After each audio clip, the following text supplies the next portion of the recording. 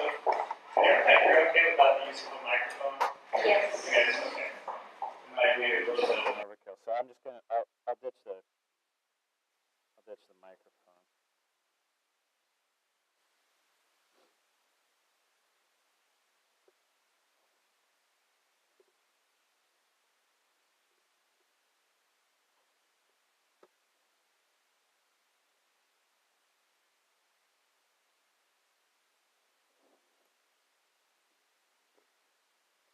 So as Olga mentioned, I'm an industrial designer by trade. Along the way, over the past 18 years, started out as an industrial designer, became a design director, became a creative director, ran a small firm in Atlanta for a while by way of Chicago, and then matriculated my way out here where I'm now a director of business development at Whipsaw. Whipsaw is a 30-person design and engineering consulting firm located in downtown San Jose. We work with, I'd say approximately half of our business is what we say is Fortune 50 companies, and the other half is, quite frankly, startups. There's very little middle ground anymore. If you're a successful startup or a small company, you become a Fortune 50 company, or you get acquired by a Fortune 50 company. So the business plans that we need to put together in order for all of our clients to be successful have to be customized. And the people that we are working with now, as opposed to when I started my career, where there was a very fine separation between hardware, software, engineering, and then the technology, this has all become very blurred. The thing that I have noticed over and over again in the past 15 years is that when projects fail and when startups fail, very seldom is it about the actual work. A lot of times it is about misunderstandings and miscommunications. And so a lot of what I've taken away from seeing success and failures in my career is based upon a lot of the things that I'll talk about tonight. Now, to give you a little bit of a sort of groundwork for how this presentation will run, I sort of lay it out on 3 different levels. What you hear from me is going to be a collection of thoughts surrounded by a lot of the true stories and some of the more entertaining stories that I have encountered during the course of my career as context for what it is that I'm saying. Because it doesn't do me a lot of good and doesn't do you a lot of good for me to just stand up here on a soapbox, tell you this is what you should do without providing some of the more interesting encounters that I've had to provide context for why I feel a certain way about things. What you read is going to probably be a collection of quotes that are done by people that are a lot smarter than I am and sum up my personal feelings on what I'm talking about in a way that I probably couldn't articulate as well as they do. What you see in the slides is probably going to be the most entertaining part. I have sort of a love of 80s and 90s pop culture, TV, and movies.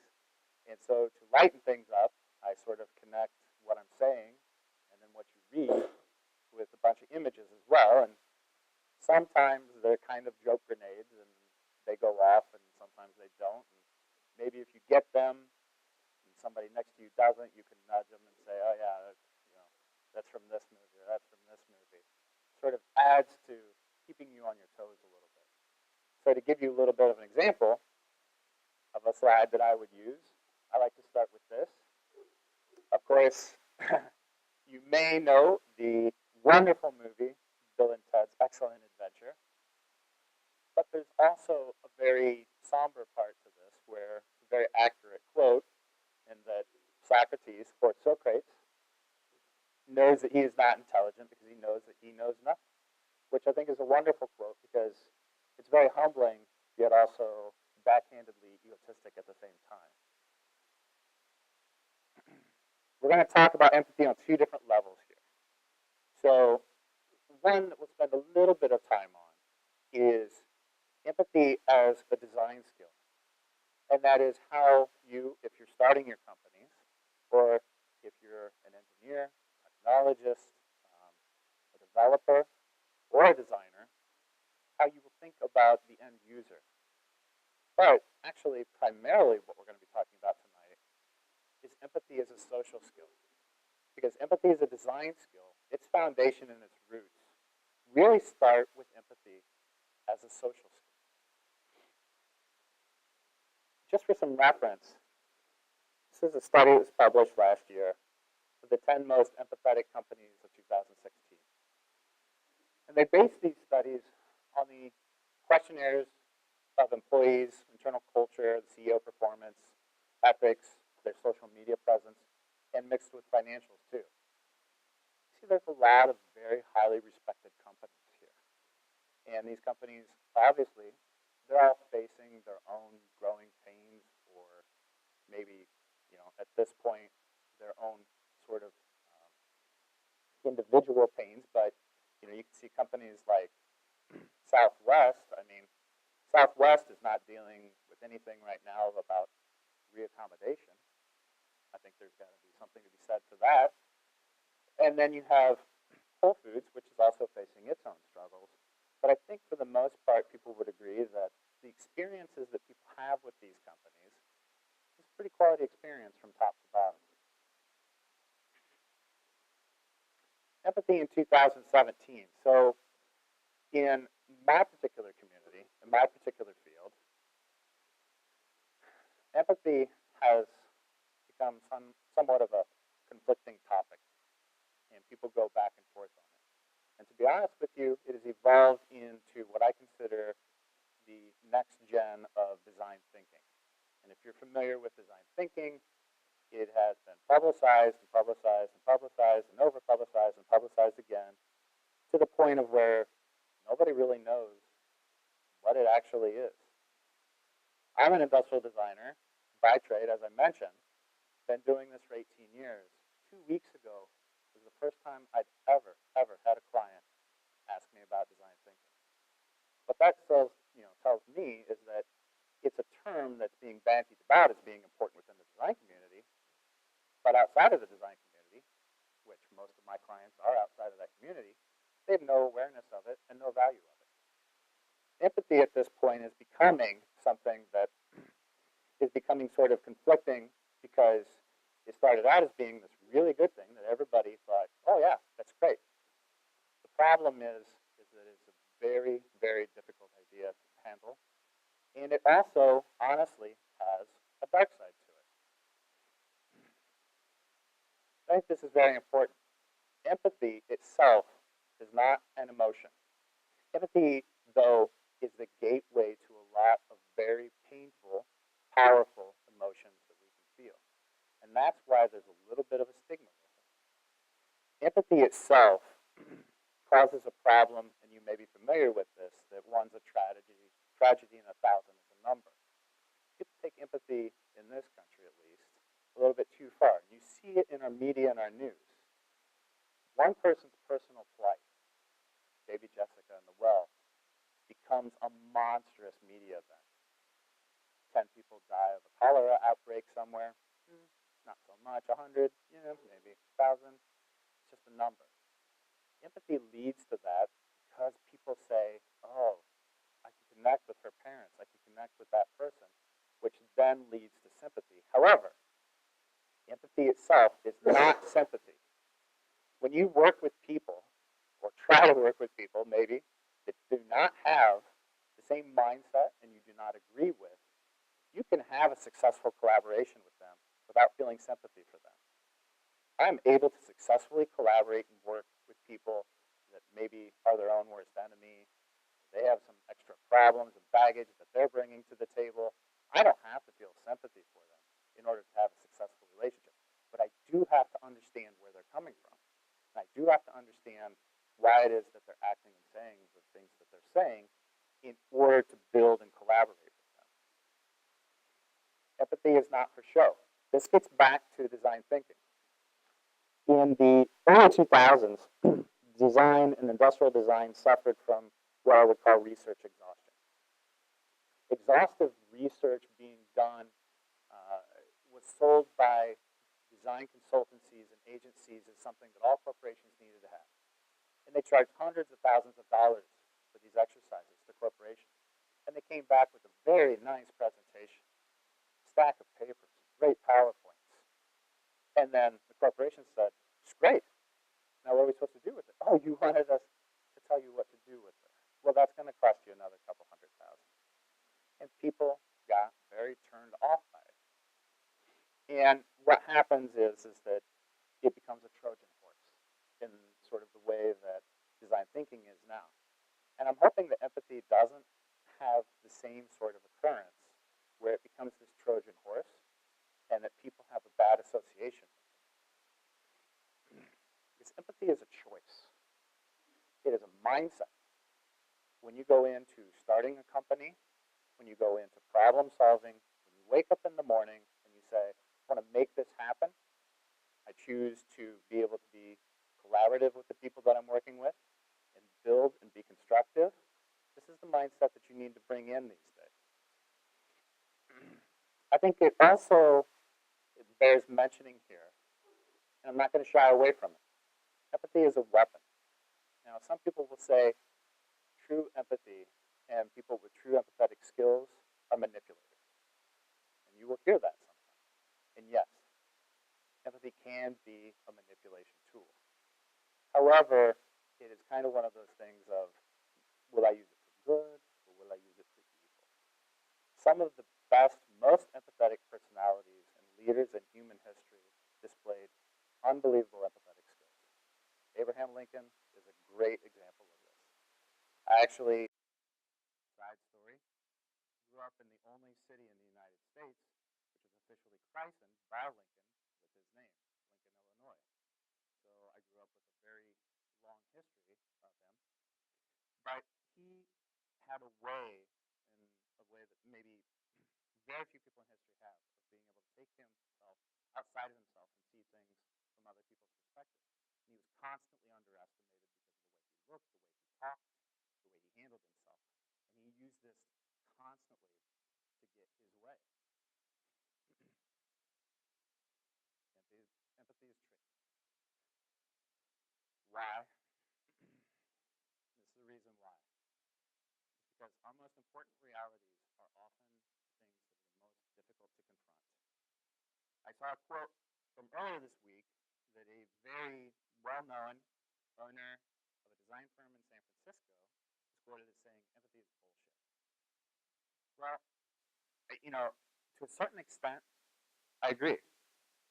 But it's also kind of fun just to toss off and say, things are bullshit. It's kind of one of those things, what you're saying, that's just bullshit. But calling empathy bullshit is like saying love is bullshit. Some of the emotions that are really hard for people to grasp, or they're really powerful, and they're really deep, it's very easy for people just to brush them off and say, it's bullshit. Why? So these two things. The first is pride. A lot of people don't want to confront realities that go against or maybe take them down in pride. And to achieve empathy, a lot of times you need to have a reset. We all have natural, what I call default settings. We feel or think about something in a certain way based upon our own personal histories. To achieve real empathy, you have to take down that foundation totally. And you have to admit things about yourself that you would not want to admit to anybody else. Fear. This is probably the biggest problem. When somebody says, this is bullshit, or this is bullshit, a lot of times they simply just do not want to confront the painful realities that they need to about themselves in order to achieve empathy and understanding of others. These two things prevent us from what is not being said about within all of the articles that you will read about empathy right now. When you read articles about empathy right now, it's all about understanding others. Nobody ever talks about where it has to start. It has to start with understanding yourselves, your goals, your values, what you believe in. Once you tear that down, then you can start thinking about what it is to be someone else. Some of the challenges. I'm going to flip this here a little bit and say to you, okay, what is it like to then be a startup, be somebody maybe from a technical background, Be somebody that maybe has a software engineering background and work with a quote unquote creative. Because this is what you will face a lot of times, is there's a creative ego that you may have to deal with. Creatives express themselves, excuse me, a lot of times in a way that pulls from very deep within their own personal beliefs. We're all creators to a certain extent. And these days, the creation line at Whipsaw, we expect our designers, our engineers to be just as creative as the designers. I mean, it has to be this way. And our designers have to be able to think as logically as the engineers in order to be successful. But a lot of times with design, designers are putting a piece of their own personal beliefs into something. And the difference is here that if they don't get it right, it's not just something doesn't work objectively or it falls apart. If they don't get it right, somebody is basically emotionally criticizing them. And it's hard. It's hard to take that. You know, when I first got out of school for 2 years, and I've put a lot of time into sketches and visuals, and to see somebody just go up with a red marker, at first that's kind of a dagger to the heart a little bit, but you begin to learn that it's a tool after time. But you will have to work with creatives who are putting a lot of what we call heart and soul into this. And so sometimes dealing with that heart and soul requires a little bit of surgical delicacy. Confidence versus delusion. Okay? There's a lot of this happening. This is actually an issue I believe that we face more commonly here in Silicon Valley than the other places that I've worked in the US. And maybe rightly so. There's a lot of extremely bright, intelligent people here, and they have every right to be confident. However, that confidence does not always translate into other areas. As startups, or if you're in the startup entrepreneurial community, you're going to end up talking to a lot of people that claim, I can help you. I can help you do this. We finance here. We can design this for you. We can engineer this for you. How do you know what is confidence versus what is delusion? Confidence, and you may have heard this before, a lot of times is subtle. Confidence is quiet. When you sit down and talk with people, they have a bearing. Arrogance and insecurity is loud. When people begin to repeat themselves over and over, when they say the same things, when they're almost trying to sell themselves, it seems like, on what they're selling you, it's insecurity, that's arrogance. It could be a red flag for you. How many people are familiar with Dunning-Kruger effect? So the Dunning-Kruger effect basically says the less intelligent you are, the more confident you are that you are right about something. It's a little bit of a vicious cycle. This is a problem in a lot of the clients that I have dealt with in the past. Because a lot of the times, whether it's corporate or whether it's startup, we are dealing with some very bright individuals that have maintained or achieved a lot of success in other areas. And they feel like that success is directly applicable into hardware design and development and what they're coming into us with. A few years ago, we began working with a person from Europe who was very successful within the entertainment industry and thought that all of that success equated to expertise within hardware design, to the point where he was actually letting his children make decisions because obviously they were more qualified to make the decisions than we were. And obviously this was a pathway to disaster. But what happened here is that his confidence and his intelligence in one area just led him to believe that that was going to carry over into another area. And in the end, it just ended up all falling apart, and nothing we could say would help because the intelligence level or his lack of intelligence only reinforced that he was right about everything. Thus, the Dunning-Kruger. Confirmation bias. We also see this quite often And this is a very big Achilles heel of a lot of the startups that don't make it. And I can specifically point to a couple of medical startups that I have worked with over the past 8 or 9 years that went down basically because of confirmation biases. They had science, and their scientists and their physicians, everything that we did, they wanted those numbers to reflect what they already thought was the truth. And anything that we showed them, well, if it didn't match that, then we were obviously not right. They came in with the idea that the science was done. That's the hard part. And actually had a CEO say, we've achieved the science. The hard part's done. Now you guys have the easy part to make this a reality and make this into a product. And that's when you almost pass out. Because telling someone who has a PhD that maybe they do not know, at least in this case, what they're talking about, is like very delicately trying to pull out that colonoscopy tube and not having any sort of reaction. And a lot of times we can't accomplish it. We also see confirmation bias happen a lot, and maybe some of you have encountered this in corporate environments. We worked with the Fortune 50 company about 3 years ago. The designs that we were coming up with and the research we were coming up with did not support what the manager wanted, actually, his idea to be supported by. We were told in a very roundabout fashion to change our designs, our concepts, our ideas, and our data to match his data. When we refused, they dropped the project. Willful ignorance. This moves actually sort of beyond just trying to cook the books. And we see this a lot too. And this sort of happens when somebody comes in a little bit with preconceived notions of confirmation bias, but then they kind of put the headphones on and it's la, la, la, la, la.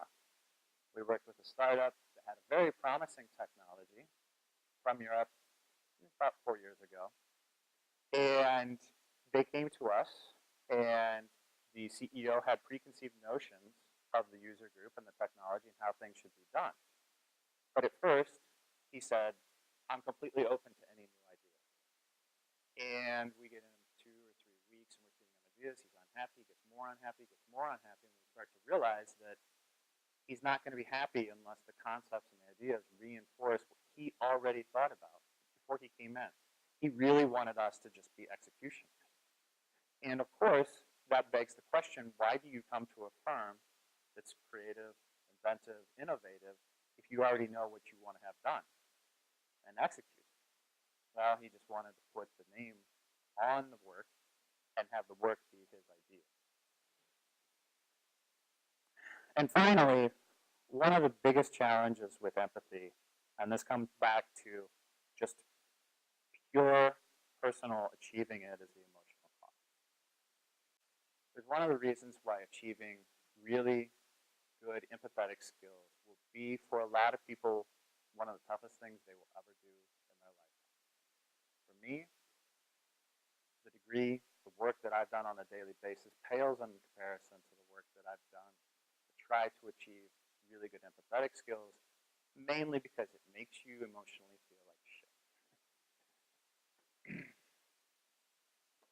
The other half of the challenge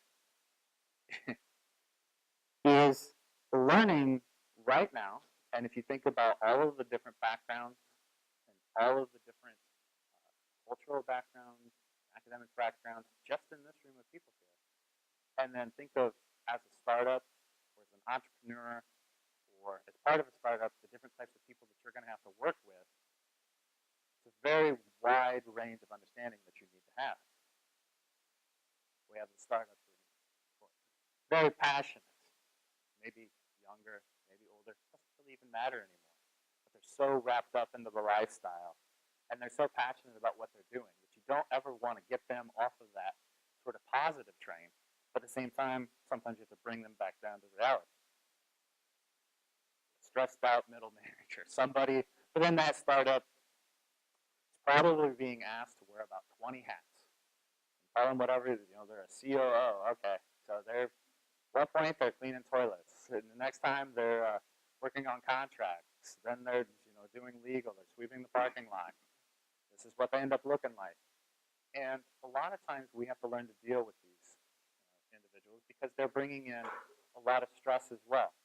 We have had a couple of times where clients have really gone off on us within meetings. Like, remember one particular meeting, and we weren't sure what was happening. And at the end of the meeting, I pulled the guy aside and kind of asked him, what is it that we're doing wrong here? And he got into it a little bit and vented off some steam, and then he started crying. It was kind of out of nowhere, but all right. He had a lot of personal problems, and he was taking it out on us. I think the thing here is that within our work relationships, we can't forget that people are bringing in a lot of outside their lives with them. It's almost impossible to separate the two.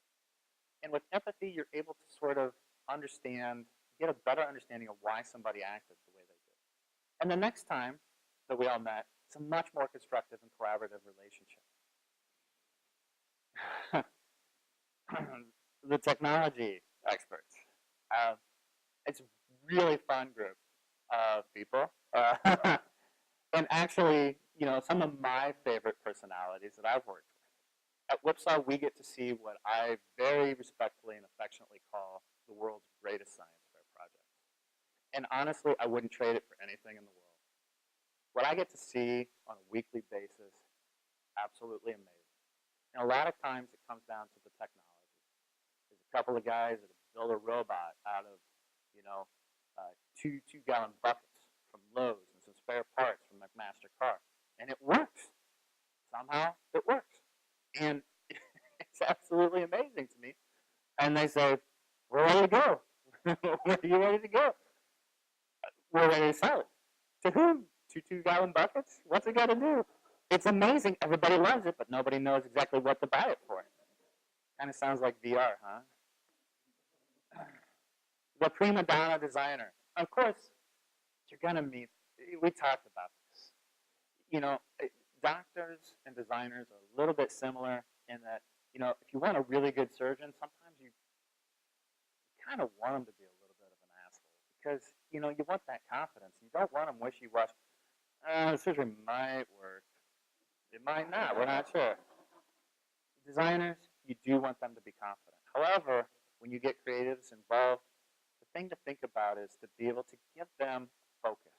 Give them a sandbox to play in. Let them come with as many ideas as they can because that's where you're going to them. You're going to them for creative thoughts. You're going to them for a wide range. Narrow it down later. Don't give them so much of room at the beginning that they just go absolutely insane because that's exactly what they'll do. You give them a ton of leash, designers are going to come back with something that'll cost you $1 million per item to produce. Give them a little bit of sandbox and then work with them. Listen to their ideas. The rock star CEO, of course. Is somebody we all have to deal with. And we deal with a variety of CEOs and types of CEOs and startup founders. And one of the things over the past, actually 3 or 4 years that I've been really, really happy to see is we have a lot of female CEO startup founders that are coming to Whipsaw. And I'll tell you what, they're doing a very, very, very good job. Some of the best CEOs that we're working with right now are female. And I think this is a really good trend to have a mixture because it creates a variety of thought within the companies as well. There's a lot of people that you're going to have to deal with. Some will be more fun than others.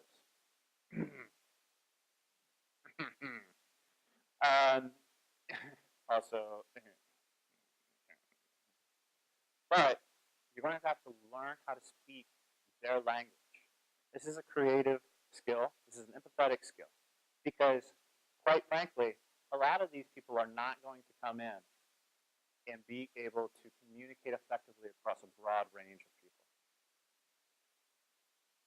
Some of the things that very good empathetic skills will enable you to do and do successfully to help grow your companies. Anticipate.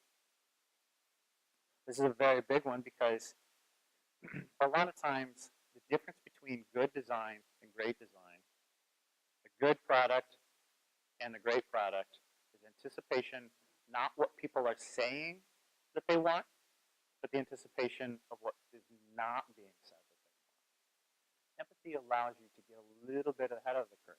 We do a lot of user research. And I will tell you right now that when it comes to new innovative products, what people say that they want and what actually goes over very well with them and is very successful is very different. Because many people, their ability to imagine and dream about what they really want is beyond their own capacity. And so a lot of times we do observation rather than straight up interviews and research. Negotiation. we did we did a project a while back, years ago, and it was a very extensive project. Negotiations went on for, I think, probably about 3 months. And I called and talked with the manager, who was in the Middle East, and said, I've got some legitimate concerns about this, this, and this. It's very difficult, for instance, to put a fixed cost estimate on travel when airline prices fluctuate every single day. And he said, no. Don't worry about it. The budget is flexible as long as it doesn't exceed the budget. And I thought, well, then we're good to go, right? I mean, what else can you do?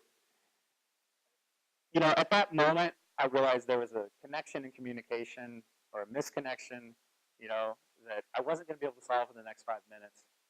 But basically just said, oh, okay, that's great. I think we're on the same page.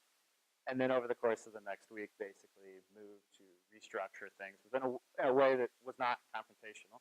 And in the end, it ended up being a successful project. But this maybe could have been one of those points where you just said, let's forget about it. Illuminate. Empathy allows you the ability to have great skills in what is referred to as metacognition.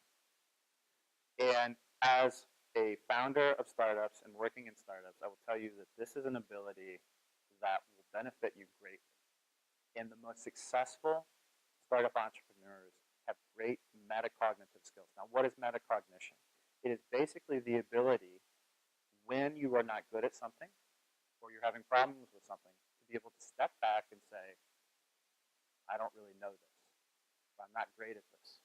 I'm having problems with this. Realize it, and then take another step back and say, okay, I'm not good at it, and this is what I have to do to fix it and get better at it. Good empathetic skills and understanding of yourselves will allow you to make this judgment better. Communicate. As I mentioned earlier, I would have to say, at least over the last 10 years, where an idea is not taken to a successful completion, it is not because of the work. 9 times out of 10 is because of problems in communication. Now, what are some of those problems? So this is where we get to have a little bit of fun with miscommunication snafus in our interlude number 1. We're going to talk about jargon. One of the terms that gets thrown around a lot within all sorts of development of products, prototypes. This is maybe a fourth of the different types of prototypes that I could have listed. Check prototypes, breadboard prototypes, experiments with strawman, appearance, function. It goes on and on and on. And the problem here is that even within the same company, because of your different backgrounds, because of our different backgrounds within our own company, each individual has a different personal definition of what these are that's slightly different. And this can cause massive problems. Prototype quotation and understanding communication is actually one of the biggest miscommunication difficulties that I deal with on a daily basis. When I worked in Chicago about 15 years ago, I was working on a project, and the engineering team for the client said, we want to do this sort of project. The engineering manager came in and said, okay, well, we're going to need this type of prototype. And then he left, and then the engineering team said, okay, we think what that means is we're going to need this prototype, this type, and it's going to have to do this and this and this. It's a $30,000 prototype. And they just went ahead and did it because they assumed that their idea of what the prototype was and his idea was the exact same thing. They showed it to him, and he said, I just need a $3,000 prototype. And they just blown $27,000, and they had to cut the project. And all it was just a little simple miscommunication on what they had both called basically an engineering prototype. Acronyms. Some really fun ones here. If you're familiar with different types of prototyping processes, you may be familiar with SLAs. It's a type of stereolithography process. You know, it's an easy bake oven kind of process. You know, you're icing the cake. We were working with a Fortune 50 company here a few years ago. The marketing team said, we need a group of SLAs to show to a client. So we had SLAs made. If you're familiar with SLAs, the way that they come out is they have a little bit of roughness to them. Generally, they're an off-white color. They're made from something like polycarbonate or ABS. These days, there's even SLAs that can be done in different materials. We brought them in. They're totally rough and unfinished. And the marketing team freaks because they get the meeting the next day. Where are SLAs? Well, these are SLAs. Well, the last SLAs they had gotten had been totally finished and post-processed. So they looked exactly like final products. And the marketing team had hung on to that and said, that's what SLAs are. And so we very quickly in the next couple of days had to have them mocked up. And then the following week, we had to have sort of prototype 101 with the client, said, this is what this means, this is what this means, this is what this means. But again, it's another form of miscommunication between different types of disciplines. What we've had to do over the past few years is add in a lot of jargon definition pages to get everybody on the same level of expectations. And this is something that I would definitely encourage you to do whenever you are working, even within your own team, and then with outside experts and outside consultants. Make sure that if you're using any jargon from your background, they know what it means. And if they're using any jargon, that you know exactly what they're referring to. Misaligned expectations is one of those miscommunication errors that causes that, 9 out of 10 failure. So why is developing empathy more important now than it ever has been before? How we are making things is changing faster than it ever has in human history. How we create things and invent things. I mean, there are ideas, experiences, products that are invented, prototype made, and the general population of the world never has any idea that it's even been done before it just goes to the landfill. The design of things, when I started, industrial design was all about hardware. Now, it has become a design of experiences. Think about this phenomenon. How many people now tape, video, document an unboxing experience of a product and put it on YouTube? There's whole YouTube channels. Somebody gets a product, this is a whole unboxing experience. We now need to think about our service, our experience, our products from, to use an overused term, cradle to grave. Because how people judge hardware or software now is not just through a single touch point. And people can talk about it and share it in many, many different ways. People get torpedoed by comments on Kickstarter or Amazon all the time because they've not paid attention to the entire experience. Paying attention to the entire experience really necessitates that you have a broader range of empathy for different people, and you include a lot of different disciplines. It used to be that design and product design, successful product design, could really happen in isolation, and that doesn't really happen anymore. Failing fast, which I know is sort of a term that you hear bantered about in the Bay Area a lot, really needs to become learning faster. be able to try something out, see how it doesn't work, make progress.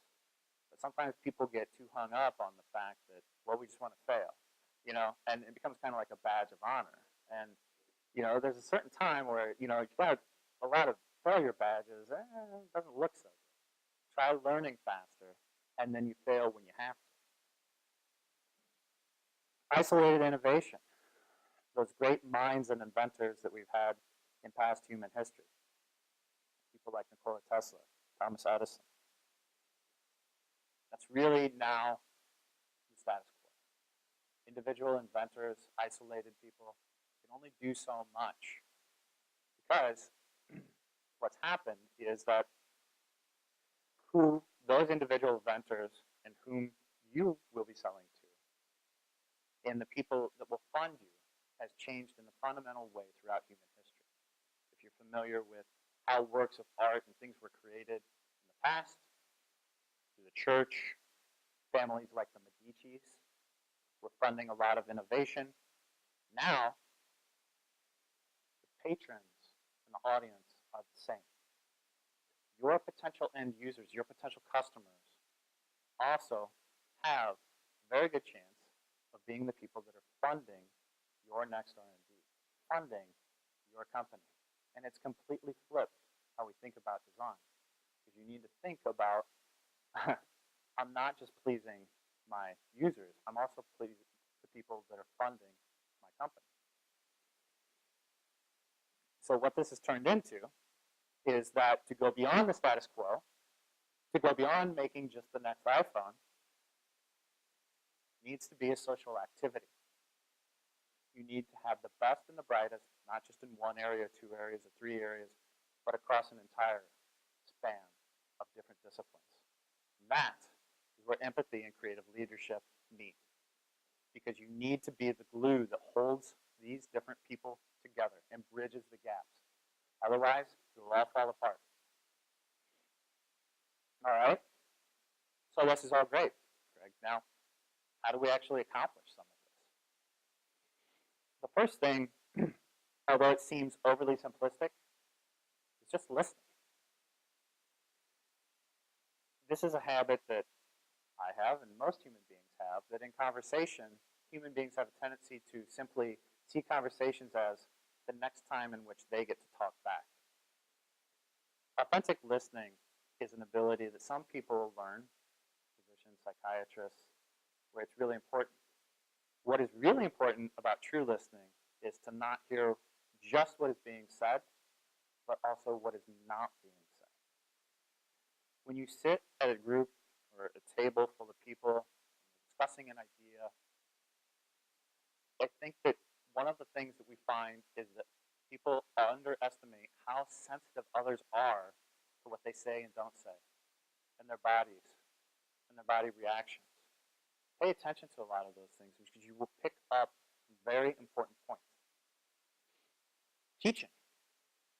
Teaching is a way to really develop empathetic skills. When you have to go through the process of trying to legitimately figure out how someone else is learning and understanding what it is that your position, and you're trying to sell, you will learn a lot more about what it is that you actually believe in and your goals and your subject matter. Role-playing is an excellent way to develop empathetic skills, specifically acting classes or improv. Improv is a great way. Why? Because really good improv works upon very collaborative relationships. You cannot deconstruct what someone else has said. No just ends the improv, right? You have to keep building and building and building. And it always has to be a positive build upon what the last person has said. Character development. If any of you have ever done any creative writing, I think that some of the user persona development that we have to do in our daily work becomes creative writing. Because what we have to do is really craft somebody's persona. And we have to understand what their goals, what their motivations are. When you do this, when you set out to build somebody and a character whose morals, values, and ethics are different than yours, you really begin to see how other people think and feel. Miscommunications interlude number 2. What I affectionately call information laundering. Silicon Valley is very, very guilty of this. Some people refer to this as spin doctors, Spinglish. You may have seen some of these terms used before. And here in recent history, of course, we've been familiarized with reaccommodation. Everything, of course, falls under alternative facts these days. Endless summer, very nice way of saying global warming. And then, of course, the involuntary upgrade, which is very popular within hardware development, is a recall. Over the past 4 or 5 years, with the way that my mind works, and you can see some of the visuals that I've attached here, I have a tendency to have a little bit of a creative playground with what's going on in my head as I'm listening to people. And there's been some really good examples as I've learned some very jargonesque phrases over the last few years of what I originally thought versus what they meant. In this case, spontaneous disassembly. Great. What I first thought was Johnny 5. Need input. No disassembly, right? No. But that's what they meant is it might just fall apart at any moment. Restrictive covenant. Now, in my mind, growing up being raised hardcore Catholic, I immediately changed covenant to convent. And because I'm a big fan of the Blues Brothers, this was what I thought when I heard restrictive covenant. And of course, what they meant was we were going to have to sign a contract that we weren't really going to like. Torturous path. Oh, this is a great one. This took me back. The days of American gladiators, running the gauntlet. That's a torturous path. We talk about torturous path. You had to get Helga, by Helga at the end, and that's Helga with 2 L's, okay? By the way, no, you didn't want to be facing that. Of course, what they meant was fluids, water, dust, getting on the inside of the product. Not nearly. Bag of groceries, right? Where do I go to? One of the greatest movies of all time, Raising Arizona. Who doesn't love Raising Arizona and the Huggies scene? Nicolas Cage in a pantyhose? It's fantastic. What they meant, and this was coming from a doctor, was all of the food that gets in somebody's esophagus when they start choking. This person had a bag of groceries. Thermal event. In my mind, a thermal event is going to blow up. Unfortunately, I was getting better. That's exactly what they meant. So, what happens now? This is the biggest thing with empathy. Is it will make you creative super connector. It's going to help you be successful by connecting all of the people and the ideas and the thoughts that you need in order to promote your ideas. And it's going to make you ready to lead all of these people, speak their language, and connect them. And when conflicts and difficulties and communications and personalities arise, it's going to help you pull them all together and keep them moving and focused towards that path that you want to stay on. Now, I'm going to challenge you that this is your mission. Not to dwell too much on events that are taking place within the United States right now. And there's a lot going on. But one of the biggest risks, factors, and dangers that we have right now is there is divisiveness happening within the people that has never happened before, maybe in U.S. history. And I believe it really falls to people with great creative skills and empathetic skills to be able to look past the differences that we have within the U.S. And I think it's basically within our power and our wherewithal to be able to look past the differences that we have with other people and bring the country together. Also, I challenge you to deliver wonder. I think that this is something that we have lost sight of. January 28, 1986 was a huge day in my life. And they say a lot of people have a singular memory, that they know exactly where they were at when something happened. For my parents, it's the Kennedy assassination. Some people younger than me, 9/11. For me, it was when the Challenger blew up. As a little kid, I was absolutely in love with the idea of space and NASA. Every single shuttle launch was broadcast live.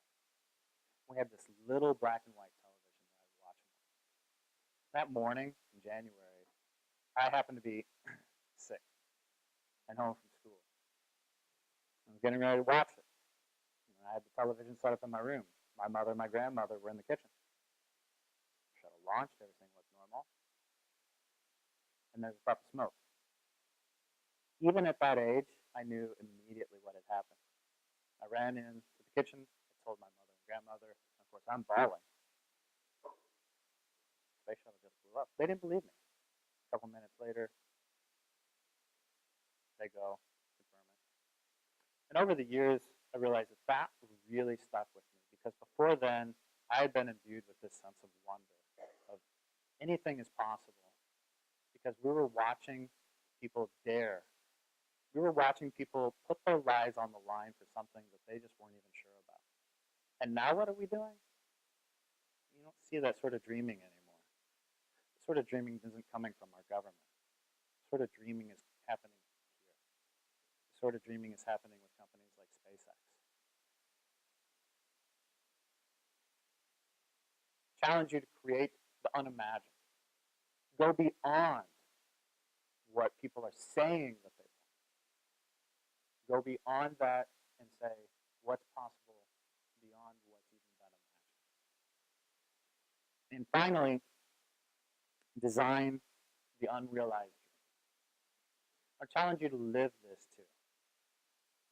And what I mean by the unrealized dream is that, this is the point in the presentation where if it's a commencement speech, I pat people on the ass and say, stay hungry, hustle harder, dream bigger. And, that's not really who I am. But what I will say is that there is an area and there is an ability within all of us to go beyond what we think is even possible. One of the questions I get is, how did you develop these empathetic skills? And it's a good, bad thing. I've dealt with a severely debilitating mental illness for 30 years. It was something that, quite frankly, I kind of only made half-right plans. I thought, yeah, maybe I'll live to be 30. And now I'm 40. I'm kind of playing with house money. It's kind of fun. But the thing here is that I had certain dreams. And when I turned them around, when I learned how to use what I had faced and promote my own abilities and make it into success, what I thought was possible, my highest dream, actually I was capable of a lot more than that. And so that's what I would challenge you to think about is, this is what I think I want to do. These are my dreams. Don't stop there. I mean, go beyond that. Be audacious with it. I'd like to thank you all for coming here tonight. Give yourself a round of applause.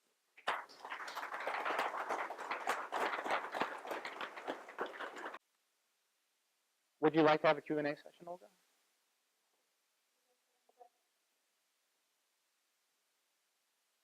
Up front?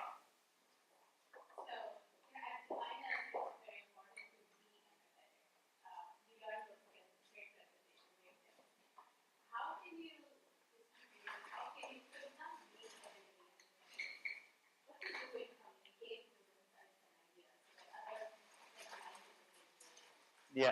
I mean, are you thinking specifically within a team of people that you would be leading? Or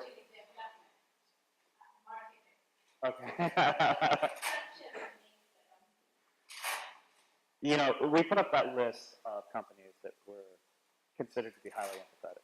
And that really comes from the top of those companies. when you're talking about larger chains. Within a smaller group of individuals, to be able to achieve empathetic skills and have the whole team really work together, it's one of those things that should be taken in baby steps, to be quite honest. Because if you place it out there and say, we're all going to learn empathy skills, everybody's like, no. I mean, it's like, okay, we're all going to go out and get tetanus shots. Great, we love it. Yes, tetanus shots, can't wait. It's one of those things that it's more a little by little scenario. First, be positive. Anytime you're collaborating on things, there's a lot of ground rules that people are very familiar with. Stay positive. Don't ever end the discussion. Always build upon it. And this is one of the reasons that developing empathetic skills is difficult, is that it's very personally exhausting for people. To be able to think deeply in a daily experience that we have, and then, of course, achieving things in Silicon Valley needs to happen at a breakneck pace, so you have to pull yourself out of that and think quickly. And that's very exhausting for people to do on a daily basis. A lot of times, it becomes one of those things where people dig deep, and they find themselves in a rat hole for a very long time, and they don't come back out of it to think quickly and analytically and make those sort of difficult decisions that they need to, because empathy is affecting them. So it's better, if you want to be able to promote a culture, to start out slowly. And maybe it's just little activities, having these sort of improv sessions. Having an improv group come in and interact with them is a really good way to get people to think collaboratively, because if they're not collaborating, like I said, the whole thing just sort of falls apart. I think that the other thing is personal interaction with individuals. To be able to sit down and not talk about the people that you work with about work. Learn everything else there is about it. Sometimes people will say, well, I want to be a great designer. What should I read? And I tell them, read everything that has nothing to do with design. That's the best way to learn about it. And so sometimes to build empathy with your team, it becomes one of those things where let's talk about everything except what we're.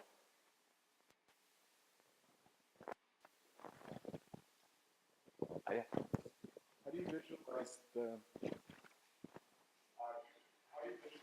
gap between your own understanding of the business objective of the customer? Because very often the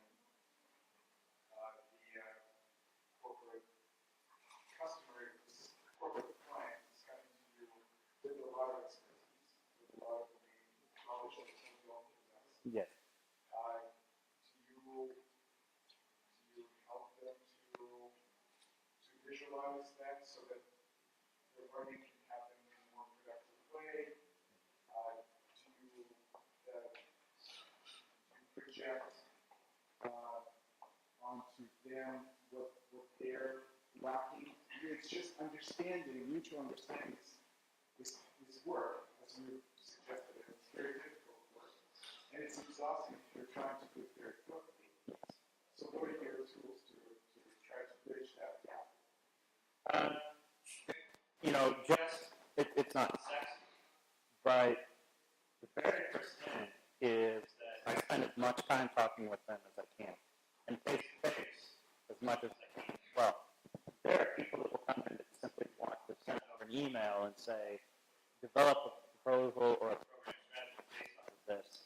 And that is really the last thing that I want to deal with. I want to hear from them, because we are honest about what we know and what they're bringing to the table. What we say to them is, you have a nuanced expertise. And a lot of times, if we're working with a corporation or even startups, their founders are bringing in a level of experience, maybe 15, 20 years in an area.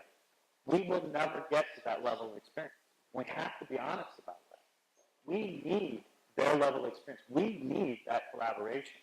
Where the success happens is the expertise that we bring from our side, specifically the fact that we're able to provide a wide range of ideas and vision that is not tunneled in a certain area. We're able to use expertise from other areas. So, for instance, working with Nike, developing and designing the fuel van, we actually used the material that had been used in the baby bottle a couple of years before. Now we've never been able to do that if we just stayed in one market. That's just a quick example of it. But what we try to do is, first of all, get them to document all of the nuances that they're bringing into the city. Or at least they talk about it, because very few people like sitting down and typing notes for 3 or 4 hours. They'd rather that I do it while they're talking to me. And then I mix that with our expertise for a program strategy. But never, ever are we dismissive and saying our expertise is only what you need. It's going to take both sides. And we very, very, very much prefer clients that are highly collaborative, highly passionate, and they're very serious about bringing that expertise to the table, because that's the only way it's going to be successful. Yes? I have a question because of the way and the textual picture you gave us of how empathy skills are built in leadership. I'm also curious in learning more about ways that workplaces and companies and structures are designed to be genuinely inclusive and welcoming of diversity. And I think this idea of empathy to me is one of where we embrace that, and there's kind of a trend in the valley of talking about diversity and inclusion and not actually embodying it. So, in different workplaces, you navigate different innovation ecosystems, and you realize people are missing. And it was great to hear that your company's been interacting with a lot of women in leadership. But are there people of color in the room? Are there different populations that help us design relevant things? And we're not just in this kind of bubble, Silicon Valley, magical, moonshot-driven unicorns. Yeah. So how do we create workplaces and environments that not only are filled with people with empathetic skills, but also that everyone from different backgrounds, from different socioeconomic backgrounds, are actually in the room? Yes.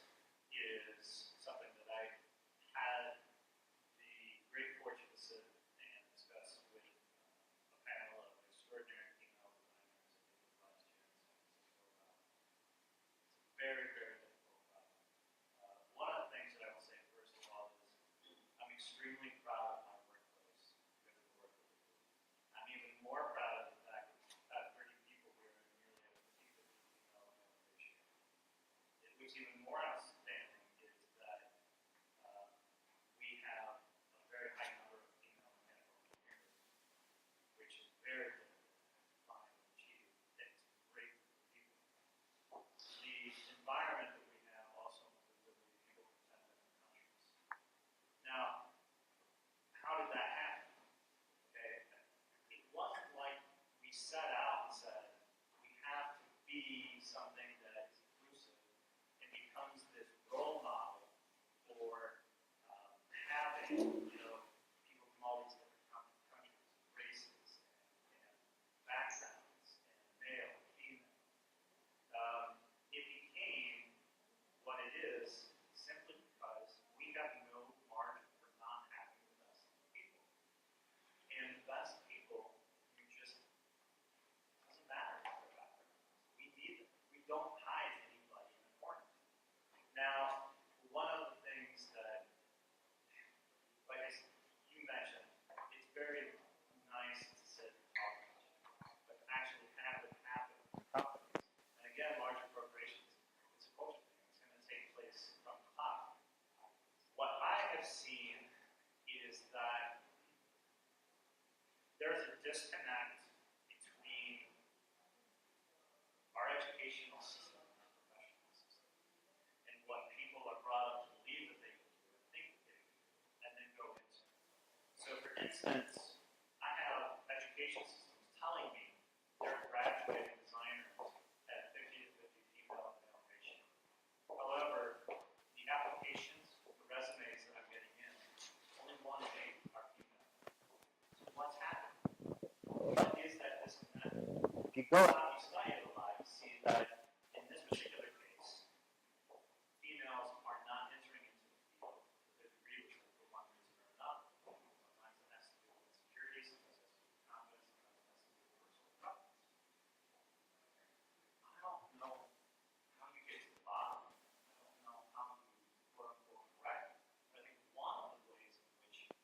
corporations start to become more enforced is that they decouple themselves from traditional hiring processes. Now, this is another tricky thing. There's a lot of laws in place about when you have to interview, how many people you have to interview. Because sometimes if you decouple yourself from the traditional process, you can be more inclusive. And you can go out and hunt and find those people that maybe wouldn't come to you in the first place and make your workplace more diverse. But it also puts you on the knife edge as far as what's legal and what's not. I think what we need to do is have an educational system that promotes, what do I want to say, a broader range of vision and confidence in the people that they are sending out to the workforce. And then have different hiring practices on the other side that is going out and grabbing a more diverse pool. I'll tell you, I've consulted on some hiring decisions with some local corporations over the last couple of years. The firms and agencies that were involved in bringing candidates in, candidates were all very, very, very similar. I mean, it's 10 people, and they were all cookie cutter. And I think that has to do with how we go about placing job ads, who we're looking for. And there's not an emphasis put on, I want someone that's different from the way that I do. Whipsaw has a little bit of what I would say a necessitated advantage in that people pay us for ideas that are very different. And if we have cookie cutter, if we have 10 designers coming from the same backgrounds, the same agency, we're dead. We're dead in the water. We need that. One of the reasons why we're successful is because of the diversity of thought that you find in our workplace. It's something I'm very proud of. But I will say that what you were talking about is, I believe, a societal and educational issue first, and a business issue second. And I don't know the overall answer. And I think it's something that people who have a podium, and who have a lot more power than what I have, need to be able to stand up and say and show and lead by example. And I think progress is being made, but I like a lot of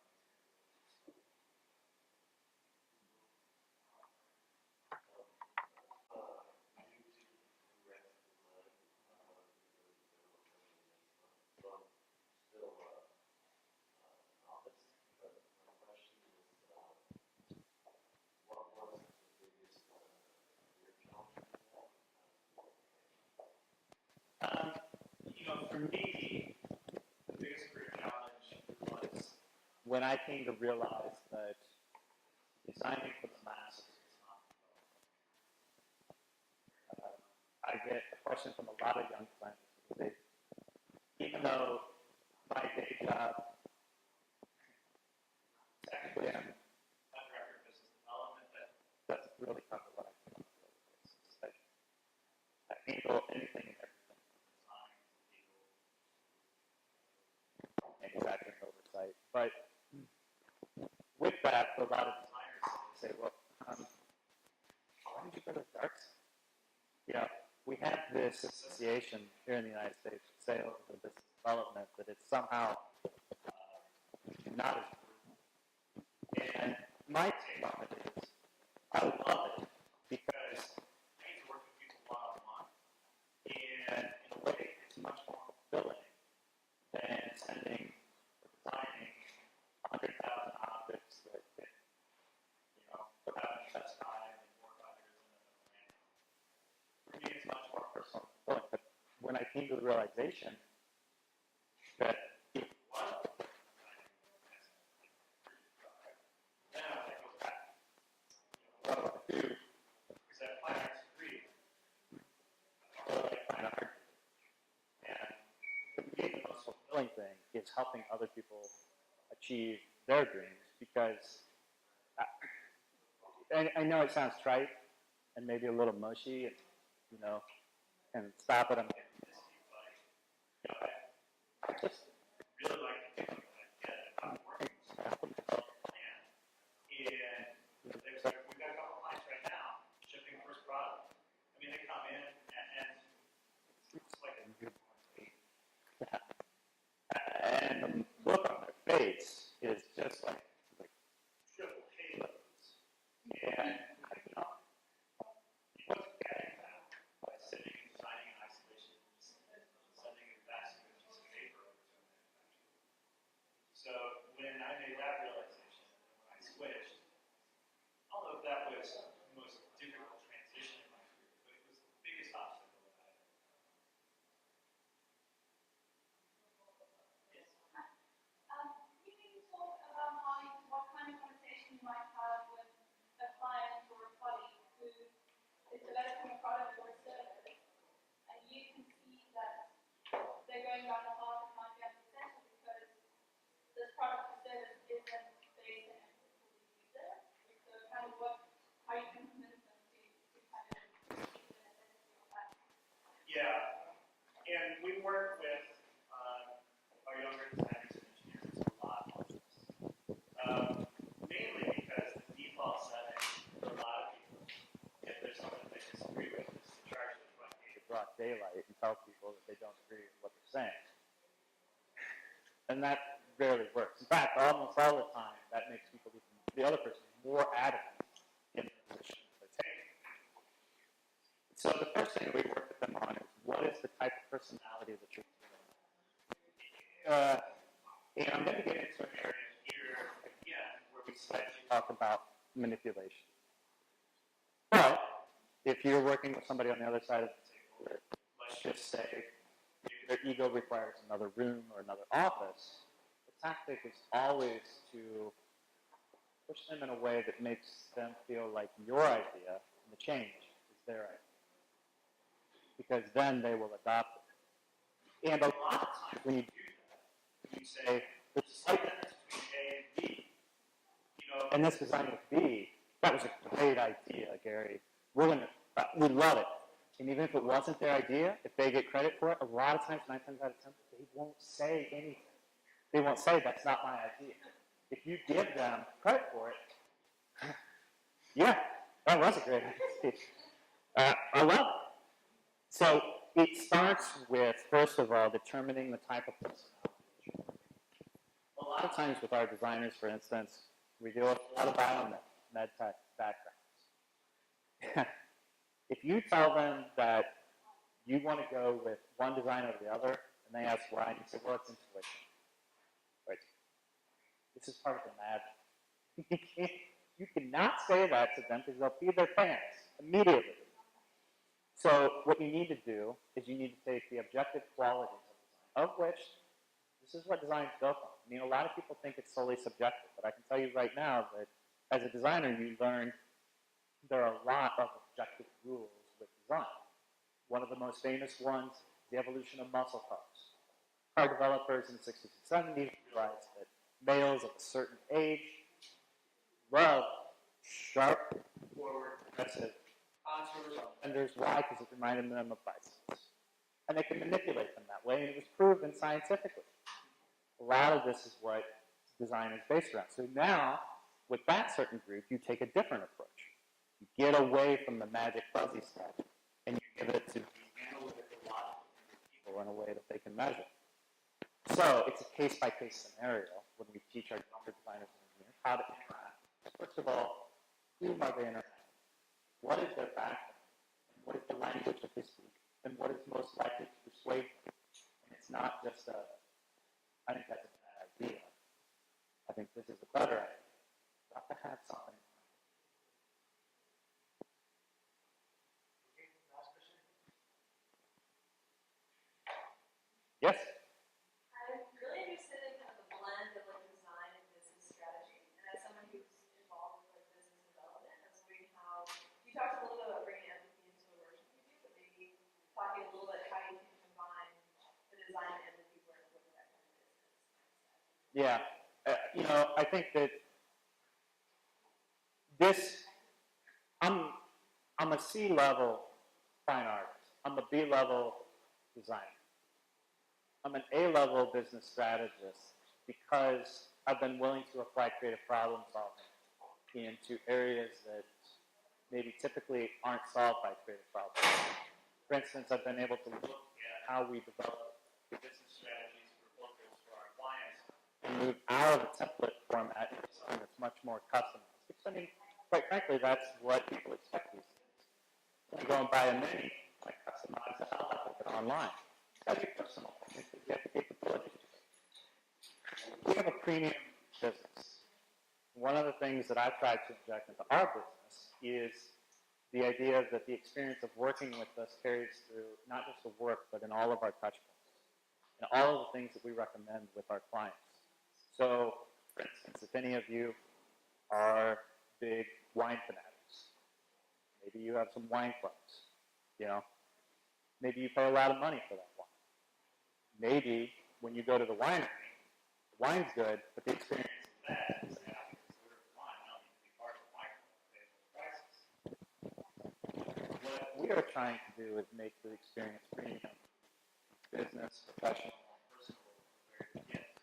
And that involves creative thinking, that involves being flexible with clients and not just stamping something out, it involves personal interaction. And then developing a plan that makes sense for them too. And this has changed a lot. I would love there was a drop-down list template that I could fill out and, you know, just hammer it, bang it out, and then get a proposal and a good strategy for everybody to come through. But we have, like I said, we have Fortune 50 companies right now that want to do a 2-year program. We have startups and entrepreneurs coming in that are aiming for a Kickstarter launch.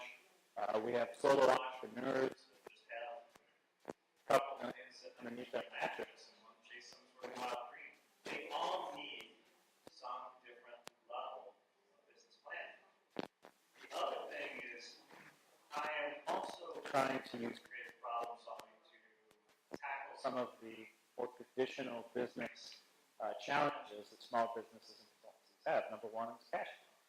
And so when you look at that, everybody has just said, well, this is something, it's the nature of the beast. Up, down, all over the place, it's a roller coaster, this is what we signed on for. I don't buy that, and I don't think creative leaders should bracket themselves into saying, well, we're just going to do the same thing with NDAs. That's not working out so well. But, you know, for instance, for Whipsaw, what we are trying to do right now is form strategic partnerships that do not in any way compromise our clients and the choices that they have and that are not exclusive, but welcome them into a larger ecosystem globally, not just with Whipsaw, and provide them with advantages outside of what Whipsaw can do, and not hide anything behind curtains. They come in and they say, well, we want to do X and Y, and I say, Whipsaw can do those things. We also want to do, you know, Z, on, and then I say, we also have these partners. Let me introduce you to this person here. Whether you work with us or not, you can work with this person, you can work with us both, but what we're doing is introducing them to an ecosystem. Because a lot of our startup clients don't just need what Whipsaw does, but they also need some introduction into the complex ecosystem global that they're entering into. Here's a couple examples of sort of creative problem solving and challenging traditional business methods that have been used in the past to try to, I would say, find ways to help our clients be more successful, be more cost effective, and what we call time to quality. And I think it's an area that is between business and design that is going to need more and more thinking. I mean, I think there's a lot of creative problem solving when you look at very complex financial systems like the healthcare system in the United States. I mean, right, say, I mean, we can put a man on the moon, but for 50 years, we can't figure out how to look. You know, I'd love to put a lot of designers on solving healthcare. I mean, for Christ's sake, try something different. You know? It doesn't hurt. I mean, it doesn't work. Okay, not the end of the world, but, you know, and I think this is where the creative profession probably needs to just take a little more risk. And we need to expect more of ourselves. And I'm speaking a little bit more from, you know, my background here. Is that designers in the United States have historically been bad on selling themselves. And we've been historically bad on being introverted and understanding in a small community. And not being leaders that just stand up and say these are rules, my values, and these are things we can do. And I think it's time Dope. And start becoming a more integrated part of the consulting